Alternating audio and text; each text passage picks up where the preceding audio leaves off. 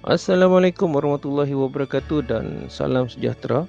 Cikgu ucapkan pada semua murid-murid. Bertemu kita lagi dalam sesi pembelajaran Bahasa Melayu Tahun 5 hari ini. Saya Cikgu Roy. Cikgu harapkan agar murid-murid berada dalam keadaan sihat walafiat dan ceria hendaknya. Tajuk kita hari ini adalah Komuniti Samudra. Tajuk ini berada dalam tema yang ketujuh, Kelestarian Alam pada unit 19 Ceriakan Buana kita.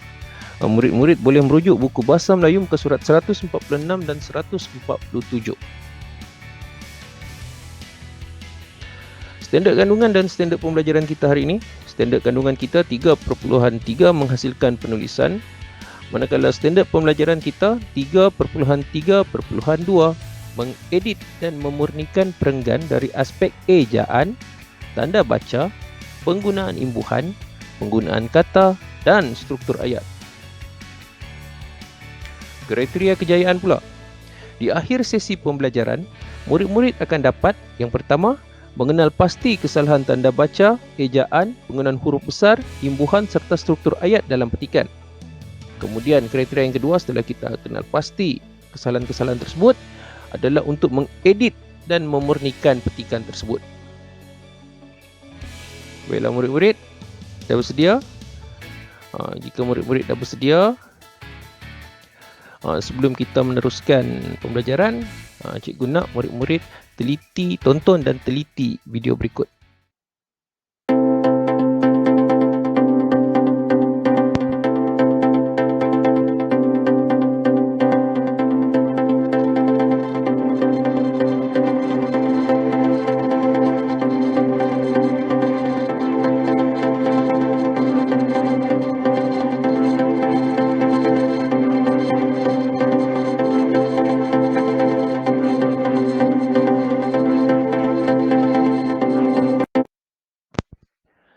Baiklah, macam mana? Indah bukan? Baiklah murid-murid, kita pergi ke aktiviti yang pertama untuk mengenal pasti kesalahan-kesalahan dari aspek ejaan.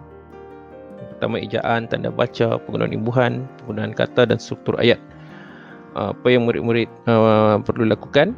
Sekarang murid-murid boleh rujuk muka surat 146 dan 147 atau rujuk terus ke skrin yang seterusnya.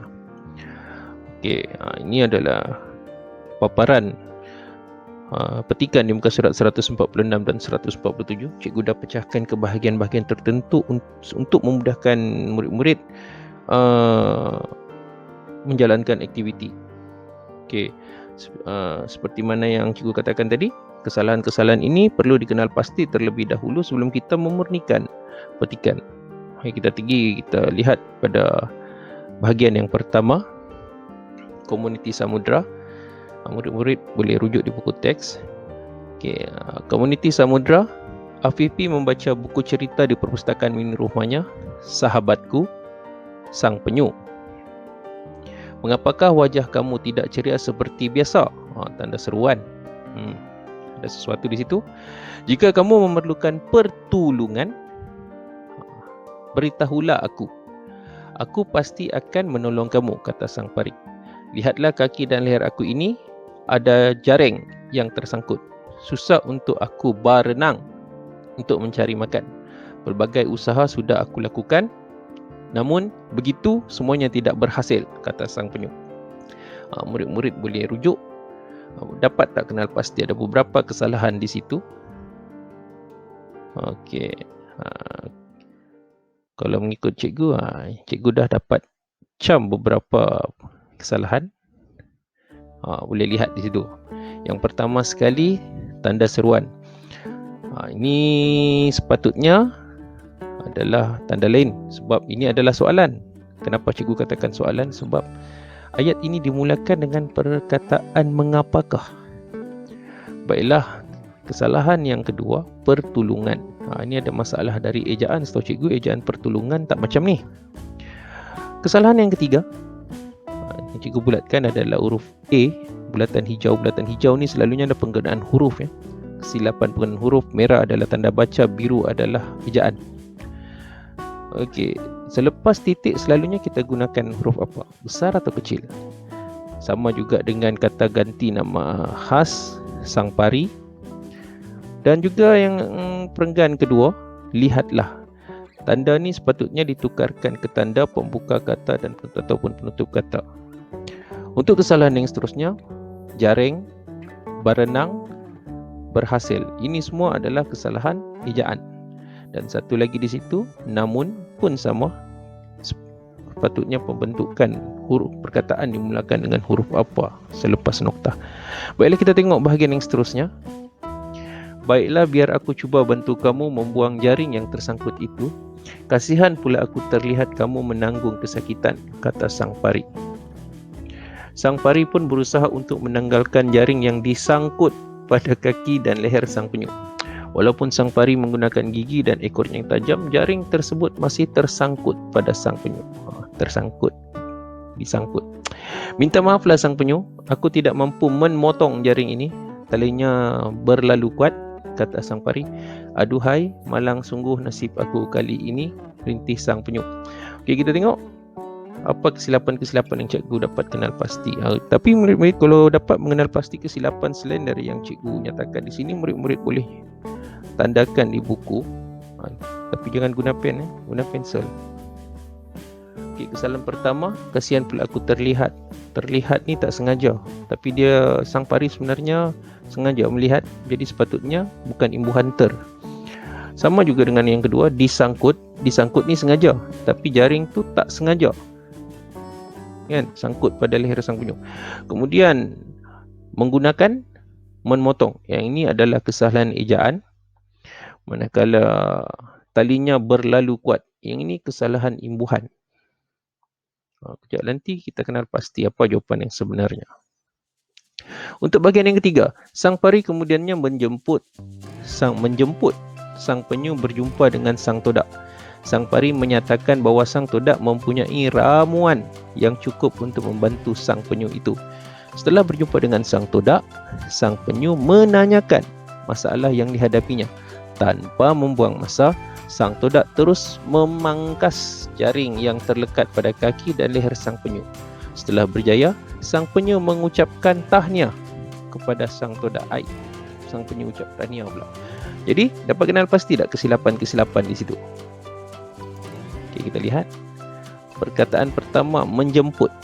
Yang ini penggunaan perkataan yang silap. Sama dengan yang kedua, ramuan pun silap. Penggunaan perkataan, bukan ejaan, bukan imbuhan, tapi perkataan tu silap. Kemudian setelah berjumpa sang todak, sang penyu menanyakan masalah. Kan, dia tanya terus pula. Itu silap juga perkataan. Kemudian sang todak terus memangkas jaring. Kita tak pangkas jaring. Memangkas ni kita gunakan untuk dahan. Dan seterusnya, setelah berjaya sang penyu mengucapkan tahniah. Bukan tahniah, ada perkataan lain yang lebih sesuai bila orang berbuat baik pada kita. Kan? Harap murid-murid dapat faham. Kita tengok bahagian yang keempat. Semasa dalam perjalanan pulang, mereka melihat warga samudera di tepi pantai. Apabila menghampiri pantai sedang mengadakan gotong royong, mereka melihat anggota masyarakat membersihkan kawasan tersebut. Cikgu pun tak faham. Di kawasan darat, aktiviti rakan alam sekitar RAS gotong royong disertai oleh ahli. Di dalam air pula, menolak sampah ke kawasan pantai, warga samudera bersama-sama agar dipungut senang oleh ahli RAS. Kini masyarakat di darat dan warga samudera bekerjasama untuk menjaga kebersihan alam sekitar. Boleh faham tak? Cikgu rasa ada masalah nak faham.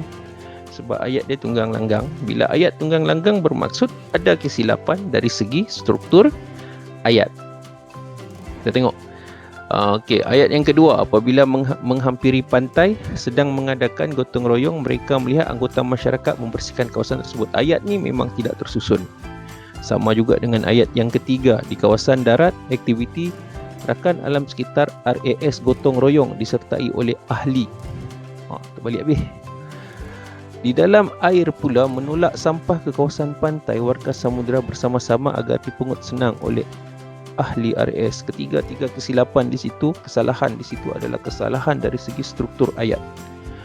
Dan ada kesalahan lain? Kalau ada, murid-murid boleh nyatakan nanti. Kemudian kita lihat bahagian terakhir, bahagian yang kelima. Mengapakah kamu tersenyum sendirian, sang penyu? Tanya sang pari. Saya bersyukur kerana anak-anak saya tidak lagi bersalah makan plastik. Oh, rasa bersalah.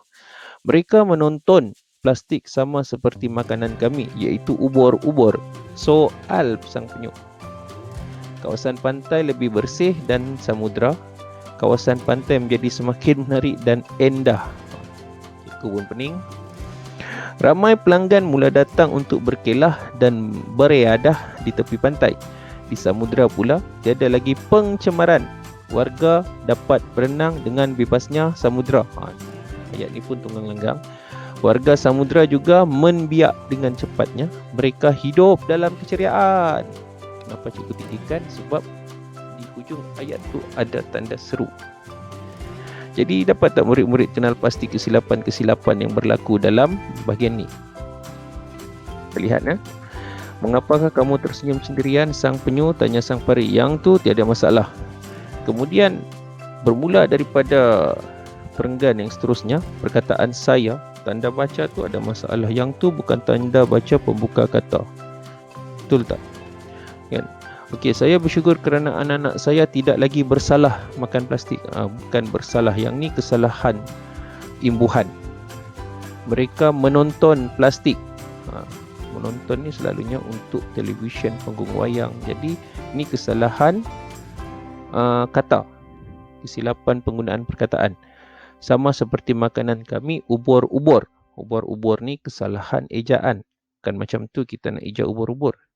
Dan seterusnya, selepas ubur-ubur, koma, kemudian ada tanda penutup kata tu pun salah. Dan perkataan soal sang penyu tidak menyoal siapa-siapa. Jadi yang tu adalah kesalahan penggunaan kata. Kawasan pantai telah bersih dan samudera. Okey, yang ni kesilapan struktur ayat. Kemudian selepas ayat tu, nokta, kawasan pantai menjadi semakin menarik. Kawasan, huruf K pada kawasan tu silap penggunaan huruf sebab selepas noktah. Kemudian menjadi semakin menarik dan indah. Indah kesalahan ejaan. Seterusnya, ramai pelanggan mula datang. Yang ni bukan kedai. Jadi itu kesilapan penggunaan perkataan. Pelanggan mula datang untuk berkelah dan bereadah. Bereadah ni kesilapan ejaan. Kesilapan ejaan kita kena betulkan ejaan. Perkataan tu betul, cuma ejaan dia silap. Di tepi pantai, koma. Yang tu silap penggunaan tanda baca, bukan koma. Di samudera pula, tiada lagi pencemaran. Yang ni kesalahan ejaan. Warga dapat berenang dengan bebasnya samudera. Perkataan betul, imbuhan betul, struktur ayat silap. Warga samudera juga menbiak. Menbiak. Okey, yang ini kesalahan imbuhan dengan cepatnya. Mereka hidup, yang ni terang-terang kesalahan ejaan. Dalam keadaan keceriaan. Yang ni silap. Kenapa kena tinggi? Sebab dalam ayat pada penghujung diletakkan tanda seru. Sepatutnya bukan tanda seru, jadi itu kesilapan tanda baca. Dan macam mana murid-murid? Boleh tak murid-murid kenal pasti ke semua kesilapan tersebut? Kalau dah, masuk ke aktiviti yang kedua. Mengedit dan memurnikan teks. Kita dah kenal pasti semua kesalahan yang ada dalam petikan ini. Kita bahagikan kepada 5. Jadi tugas kita sekarang adalah untuk mengedit dan memurnikan. Maksudnya kita buat pembetulan pada semua kesilapan tu untuk mendapatkan sebuah petikan yang betul. Sebuah petikan yang betul, sempurna lah. Kita tengok bahagian yang pertama. Tadi cikgu tandakan. Okey, mengapakah kamu tidak ceria seperti biasa? Okey, tanda seruan tu sepatutnya digantikan dengan seteringan dengan apa? Kemudian macam manakah nak eja pertolongan? Kita tahu murid-murid boleh nyatakan. Kemudian setelah tu kesalahan yang 3, huruf A yang kecil. Kalau penggunaan huruf ni kita ada dua saja, huruf kecil dan huruf besar. Kalau huruf kecil salah, maksudnya jawapan dia sepatutnya huruf A ditulis dengan huruf besar. Sama juga dengan sang pari. Kata nama khas watak dalam cerita patut dimulakan perkataannya dengan huruf besar. Seterusnya, perenggan kedua dia mula dengan kesilapan dari segi tanda baca, pembuka kata. Murid-murid boleh rujuk perenggan pertama, pembuka kata tu tanda dia macam mana. Sepatutnya tanda tu ada dua, tapi dalam perenggan ni dia letak satu. Itu kesilapan, murid-murid betulkan. Kemudian ejaan perkataan jaring, berenang dan berhasil. Cikgu rasa murid-murid dapat kenal pasti macam mana nak eja jaring, berenang, berhasil. Kemudian ada satu lagi kesilapan penggunaan huruf, perkataan namun diletakkan dengan huruf kecil. Dan terakhir untuk bahagian ni adalah penutup kata. Macam mana? Boleh buat? Ini contoh jawapan cikgu. Lihat, yang ini cikgu dah betulkan. Tanda soal, pertolongan, huruf A aku, sang pari, jaring, berenang, berhasil, huruf besar, namun. Okey, kita tengok, kita rujuk pada bahagian yang kedua tadi. Okey, kesalahan dari pertama perkataan terlihat, kemudian perkataan disangkut. Terlihat kesilapan dari segi imbuhan, sama juga dengan disangkut kesilapan dari segi imbuhan. Kemudian perkataan menggunakan, yang ni kesalahan dari segi imbuhan juga, imbuhan meng atau men. Kemudian memotong, kesilapan imbuhan men, memeng. Dan talinya berlalu kuat pun kesilapan imbuhan. Jadi boleh tak murid-murid kenal pasti jawapan yang sebenar? Okey, yang ini contoh jawapan yang cikgu bagi, cikgu buat. Melihat sebab memang sengaja melihat, tersangkut sebab tak sengaja, menggunakan penggunaan imbuhan meng bila berjumpa dengan huruf G, imbuhan yang digunakan adalah imbuhan meng. Kemudian memotong jaring, bukan men, memotong. Dan yang terakhir, terlalu kuat, bukan berlalu kuat. Baiklah, bahagian yang ketiga. Sang pari kemudiannya menjemput sang penyu berjumpa dengan sang todak. Menjemput, kesilapan penggunaan kata. Imbuhan dah betul, imbuhan tu betul, tapi perkataan tu silap. Okay. Kemudian ramuan, ni pun kesilapan penggunaan kata ramuan. Kemudian sang penyu menanyakan masalah, kan? Sang penyu bukan menanyakan, dia ada benda perkataan lain sebab dia bukan bertanya masalah tu. Okey, kemudian sang todak terus memangkas. Memangkas ni perkataan ejaan dia betul, tapi perkataan tu silap, bukan perkataan yang sesuai untuk jaring. Kemudian setelah ditolong, sang penyu tidak mengucapkan tahniah. Dia patut ucap apa? Dia patutnya ucapkan benda yang lain, perkataan yang lain. Berikut merupakan contoh jawapan cikgu. Sang pari kemudiannya membawa sang penyu berjumpa dengan sang todak. Sang pari menyatakan bahawa sang todak mempunyai perkakas ataupun alatan. Kan? Mana-mana yang lebih sesuai lah. Kemudian sang penyu menyatakan masalah yang dihadapinya. Dia kena beritahu dulu masalah dia. Kemudian sang todak terus memotong jaring. Kan?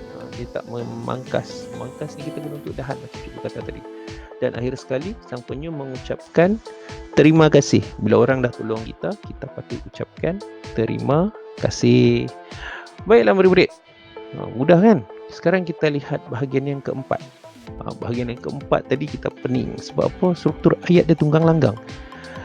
Ayat yang kedua, apabila menghampiri pantai sedang mengadakan gotong royong, mereka melihat anggota masyarakat membersihkan kawasan tersebut. Ayat perkataan semua betul, imbuhan betul, struktur ayat sama dengan ayat ketiga dan juga ayat keempat. Ayat ketiga, di kawasan darat aktiviti rakan alam sekitar AIS gotong royong disertai oleh ahli. Dan di ayat yang keempat, di dalam air pula menolak sampah ke kawasan pantai, warga samudra bersama-sama agar dipungut senang oleh ahli RAS. Okey, untuk bahagian ni murid-murid perlu untuk menyusun semula perkataan-perkataan ini membentuk ayat yang sesuai tanpa menukar perkataan. Maksudnya susun semula tanpa kita tukar mana-mana perkataan daripada struktur ayat. Okey, boleh lihat jawapan cikgu. Okey, apabila menghampiri pantai, mereka melihat anggota masyarakat sedang mengadakan gotong royong membersihkan kawasan tersebut. Semua perkataan yang ada pada bahagian yang silap tadi, struktur ayat yang asal tadi ada dalam tu. Kemudian ayat yang seterusnya, di kawasan darat, aktiviti gotong royong disertai oleh ahli rakan alam sekitar RAS. Pun sama, perkataan asal dia di kawasan darat, okey, sama, aktiviti rakan alam sekitar RAS gotong royong disertai oleh ahli. Itu asal. Jawapan cikgu, di kawasan darat, aktiviti gotong royong disertai oleh ahli rakan alam sekitar RAS. Sama dengan ayat yang keempat. Ini jawapan cikgu, di dalam air pula warga samudra bersama-sama menolak sampah ke kawasan pantai agar senang dipungut oleh ahli RAS. Semua perkataan yang ada pada struktur asal ayat yang silap tadi ada di dalam jawapan cikgu. Baiklah, sekarang kita pergi ke bahagian yang terakhir. Bahagian yang kelima ni mengandungi hampir kesemua jenis kesalahan. Jadi murid-murid kena berhati-hati. Lihat satu-satu. Yang pertama sekali, tanda baca. Bermula dengan tanda baca. Sepatutnya tanda pembuka kata macam mana. Dan tidak lagi bersalah. Ini kesilapan imbuhan. Mereka menonton plastik, ini kesilapan ejaan. Maafkan cikgu, ini kesilapan penggunaan kata. Ubur-ubur, yang ini kesilapan ejaan. Soal, yang ini kesilapan penggunaan kata. Kemudian kawasan pantai telah bersih dan samudra, yang ini kesilapan struktur ayat. Seterusnya kawasan pantai, ini kesilapan penggunaan huruf enda, kesilapan ejaan. Ramai pelanggan datang ke pantai. Kalau kedai mungkin betul, kalau pelanggan pantai dia bukan pelanggan. Kan ada jawapan tak? Kemudian beriadah, kesilapan ejaan. Kan murid-murid sepatutnya tahu ejaan riadah macam mana. Seterusnya penggunaan huruf koma selepas perkataan pantai. Ayat, penutup ayat bukan huruf koma, bukan tanda koma. Di samudra pula tiada lagi pencemaran, yang ini kesilapan ejaan. Pencemaran macam mana kita nak ejah. Kemudian warga dapat berenang dengan bebasnya samudra, yang ni kesilapan struktur ayat.